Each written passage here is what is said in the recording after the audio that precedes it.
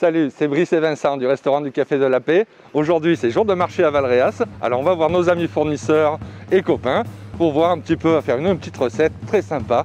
Je vous dis à tout à l'heure.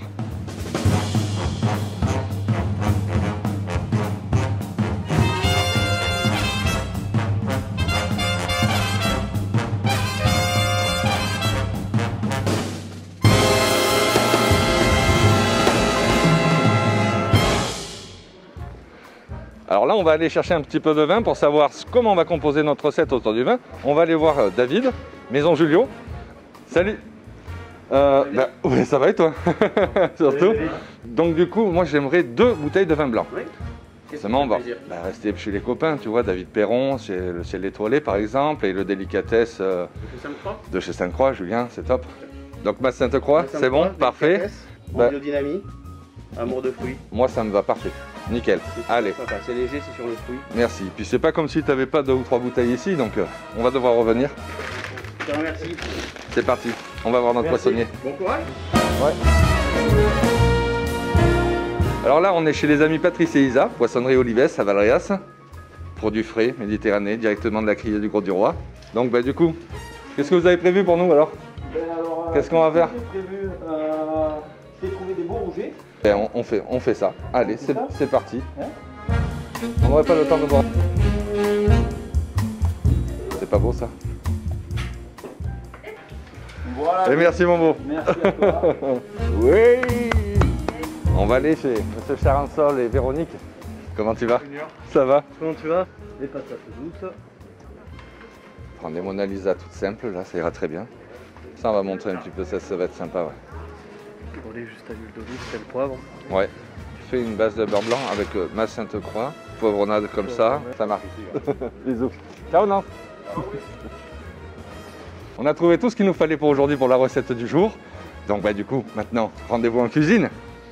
Ça y est, nous voilà rendus dans les cuisines du restaurant du Café de la Paix pour qu'on propose une petite recette sympathique avec les produits que nous venons de récupérer au marché. Pour nous, le but, c'est que ce soit réalisable et aussi simplement que possible. Donc on s'est un peu trituré les méninges juste avant de passer devant la caméra pour pouvoir faire une recette faisable à la maison. Donc on ne va utiliser que des poêles et le four. On va vous proposer aujourd'hui de faire justement un lingot de patates douces, des petits filets de rouget, mais en écailles de pommes de terre, avec une petite sauce poivronnade, mais façon beurre blanc au ma Sainte-Croix, copain Julien. Et pour terminer, un clafoutis aux pommes. Tout simplement, si on fait le clafoutis en premier, c'est parce que c'est lui qui va cuire le plus longtemps au four. Patates douces, on les pèle. Moi, pendant ce temps-là, j'ai les copeaux de granat. Donc, je vais réaliser les chips. Donc, sur une plaque, tout simplement, avec un papier sulfurisé. Donc, on colle bien les pétales pour que quand ça fond, la chips se tienne bien au four pour une jolie chips en longueur. Ça, on va pouvoir les faire cuire en tout premier parce que finalement, comme c'est pour une entrée, ça peut être servi chaud, tiède ou froid. Tout artisanal, comme vous voyez, hein. Finalement, le but, c'est toujours d'utiliser nos producteurs. C'est eux qui nous donnent le ton de la saisonnalité. Donc voilà, les chips bien écartés parce que forcément, ça fond qu'ensuite on peut directement les mettre au four. 180-200 degrés à peu près pendant 7-8 minutes. Quand c'est bien doré et que ça a fondu, il n'y a qu'à sortir ensuite, elle se refroidit toute seule et elle se rigidifie. Je vais en profiter pour tailler mes lingots. Toutes les chutes, on va les garder pour faire notre garniture du filet de rouget. Il faut respecter ce que Dame Nature nous donne. Je vais essayer de tailler des lingots à peu près réguliers. Moi, je préfère les garder un petit peu grossier, on va dire. Grossier. Tout ça, bien sûr, on le réserve, hein, toutes les chutes. Donc, on les taille grossièrement, pardon, hop, pour pouvoir en faire une écrasée avec les pommes de terre de tout à l'heure. Un trait d'huile d'olive. Donc, on la nappe bien. Un peu de sel. Là, un peu de poivre. Et là, c'est pas beau, on a déjà bien travaillé. Hein. Tout simplement. L'entrée, elle est presque faite. On envoie au four. En même temps, on jette un œil aux tuiles de parmesan. Comme on vous a dit, là maintenant on passe à l'étape du clafoutis. On va se garder des morceaux de pommes, pendant que Vincent, lui, il va réaliser l'appareil du clafoutis. Donc c'est pas compliqué, il nous faut des œufs, il nous faut de la farine, du lait, une pincée de sel pour réaliser l'appareil. Donc on prend 3 œufs. Voilà. J'y ajoute ma farine, donc 110 g de farine précisément. Je peux mettre déjà ma pincée de sel. Je commence à battre les œufs avec la farine. Et ensuite, avec le lait, je viens monter tout doucement au fur et à mesure. On met approximativement 30 centilitres de lait. On a dit qu'on voulait leur donner un petit peu un petit côté exotique mais très connu. On a la chance d'avoir un ami qui voyage beaucoup, qui nous rapporte des produits et qui nous envoie des super beaux produits. La vanille du Sri Lanka.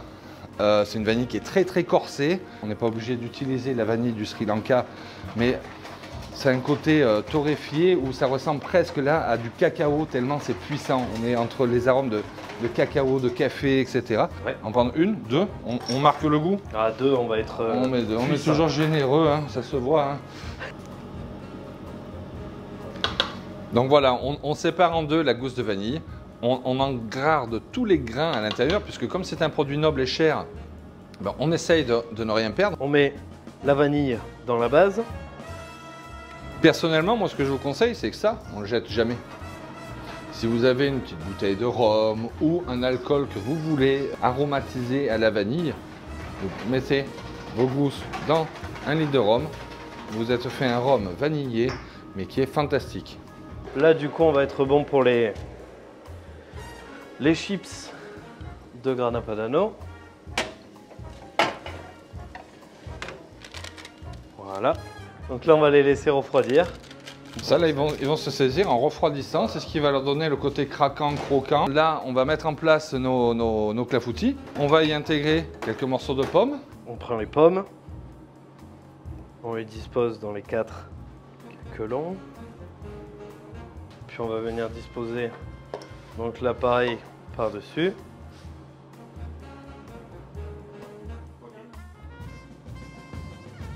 On vient disposer nos 4 clafoutis, le sucre cassonade par-dessus. En même temps, moi j'aime bien, ça va donner une petite croûte dessus caramélisée qui ramène vraiment un petit côté sympathique et qui va permettre aussi d'enfermer tous les arômes à l'intérieur du caquelon. Donc là on est bon, donc à 180 degrés pareil pendant 20 minutes. Après, comme le disait Brice, c'est en fonction de votre four, s'il chauffe plus ou moins. Donc on jette un œil à nos très jolis lingots. Je te dirais Vincent, sors-les, on va juste les piquer pour voir si il y a besoin encore de les cuire. Pour pouvoir les contrôler, il n'y a rien de mieux que de les piquer. On prend tout simplement le couteau d'office. Si il y a de la résistance qui se fait voilà, dedans, là on voit que il y a besoin encore de temps.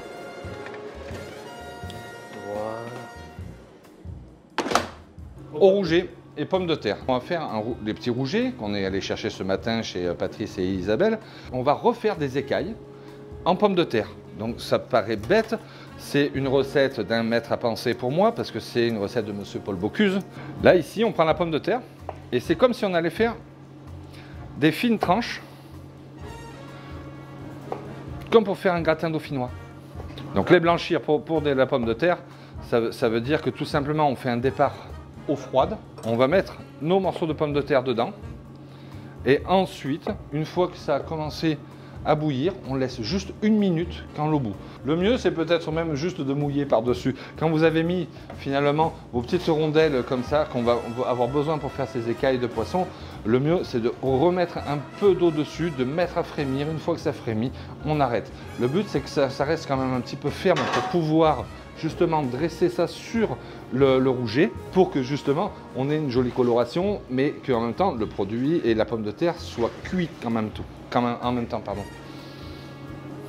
On prend une petite chose comme ça, qui est un vis de pomme. Il faut bien penser que si on en a coupé autant, c'est fait exprès. C'est pour que rien ne se perde, pour pouvoir utiliser les chutes qu'on va utiliser avec les chutes de patates douces de tout à l'heure pour pouvoir mettre ça avec un fond d'eau et en faire un écrasé.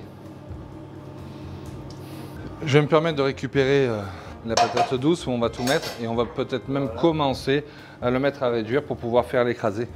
Donc notre pomme de terre pour faire l'écrasé, la patate douce. On met sur le feu. On va venir mouiller à hauteur.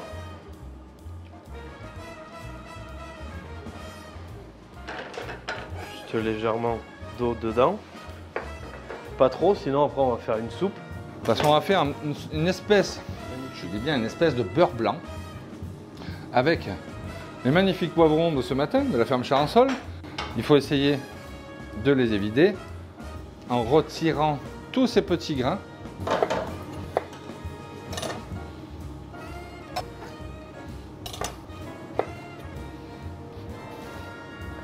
On va commencer à finalement faire revenir les quelques poivrons. Donc du coup ce beurre blanc, en fait, on va commencer par une première réduction, mettre un petit peu de vin du Mas Sainte-Croix, comme si on allait faire un beurre blanc.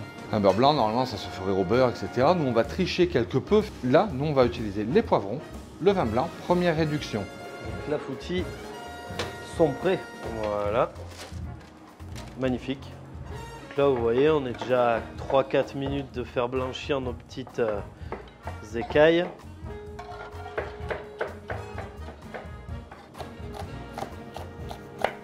Là, on va mettre un peu de maïzena parce que ça ici, il va falloir finalement le faire un petit peu passer au réfrigérateur avec le beurre clarifié pour que ça se tienne sur le rouget avant de le cuire. On peut prendre de la fécule de pomme de terre, là entre autres fécule de maïs. Pendant ce temps-là, moi je goûte le vin du Mas Sainte-Croix parce qu'il ne faudrait pas qu'il soit bouchonné.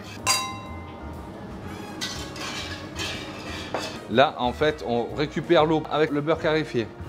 On vient napper les petites écailles de pommes de terre. Et vous allez voir, c'est là où ça va prendre un petit peu de temps. Là, ici, beurre clarifié dans les petites pommes de terre blanchies.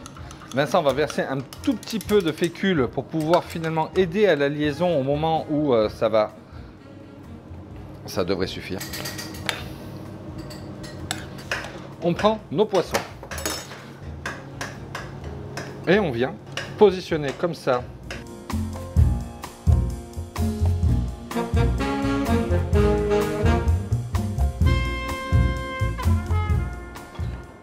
Pour l'écraser, on va prendre un petit peu d'huile d'olive. Donc on rajoute un peu d'huile d'olive. Là ici maintenant, ça il faut le réserver au frais. Juste histoire que ça se saisisse un tout petit peu. Pour ça, malgré tout, on va quand même utiliser les derniers morceaux de beurre clarifié. On va venir napper les rougets.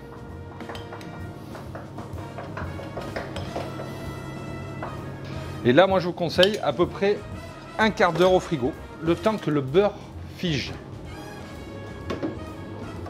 Maintenant, on va pouvoir lancer, je vois que l'écrasé de pommes de terre est quasiment prêt, mais voilà. On va quand même pouvoir lancer la sauce, poivron. On vient assaisonner de légèrement de sel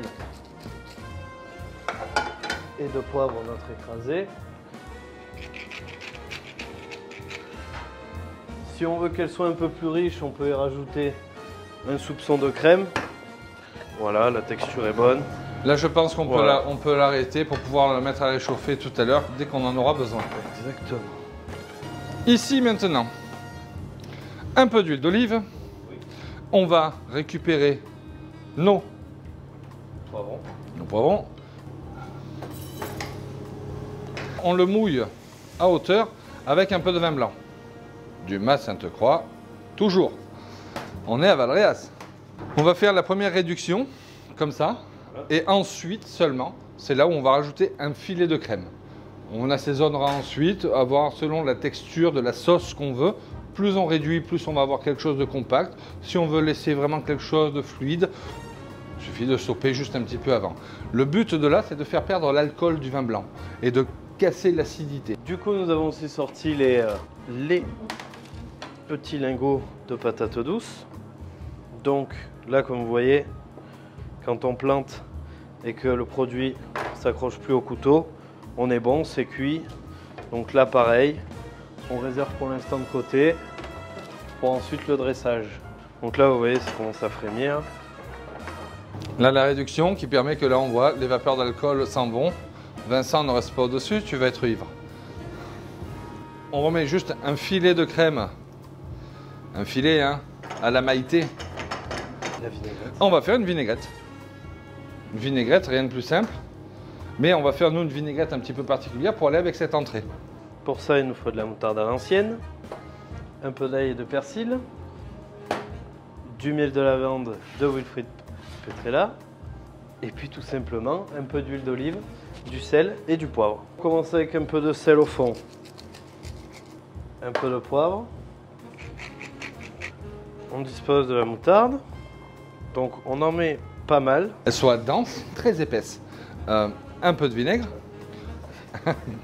J'ai dit un peu de vinaigre, j'ai dit un peu de miel. On a dit un peu. Donc le sel, le poivre, le miel, tout ça on mélange ensemble. Là un peu d'huile d'olive. On peut mettre l'ail et le persil. Huile d'olive de Nyons. Ça, si vous regardez à la couleur, ça va faire en plus quelque chose d'un petit peu granuleux et tout ça qui va venir napper et un peu lustrer le petit lingot. Vous voyez, on a une texture assez épaisse, compacte. Voilà. Ouais, on est bien. En attendant, on peut la réserver au frais.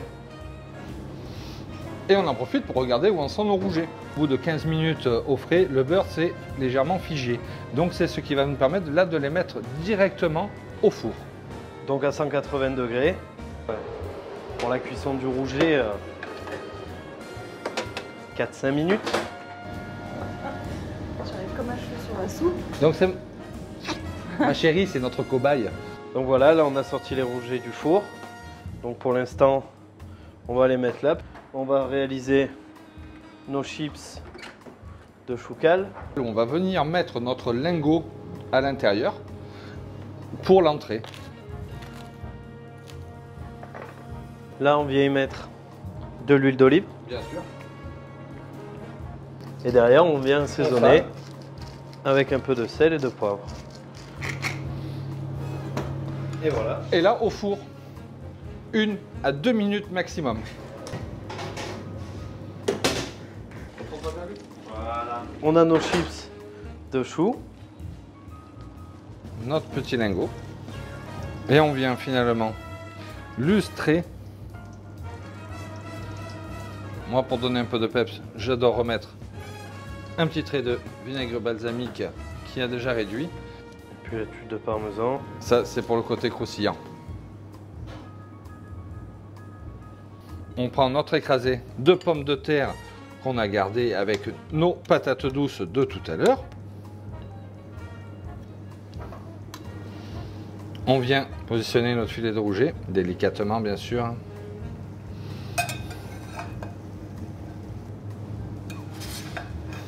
Et là, notre petit beurre blanc, on vient parsemer juste un peu autour, le côté crémeux et gourmand de cette dernière pointe d'été pour faire joli. Un brin de persil, mettre un peu de fraîcheur dans le plat. Avec les premières feuilles de mâche, c'est prêt. Donc là maintenant, notre clafoutis, légèrement tiède encore pour la fin du repas. Et pour les gourmands, un brin de chantilly. Ça y est, la recette est effectuée pour une improvisation du jour autour du marché de Valréas. On est ravis de vous faire partager ces moments-là. Maintenant, on va vous dire à mercredi prochain pour une nouvelle recette improvisée autour toujours des mêmes produits du marché, de nos amis, de ceux qui œuvrent, etc. Je pense à remercier Loubna qui est en arrière, Virginie, ma chérie, Vincent, il est là, et puis nos amis là, Marie, Julie, Xavier, qui s'occupent de la production de ce mini-clip et qui mettent en valeur, j'espère, superbement bien Valréas et nos environs. Merci à vous tous, surtout portez-vous bien et encore une fois, à mercredi prochain. La bise.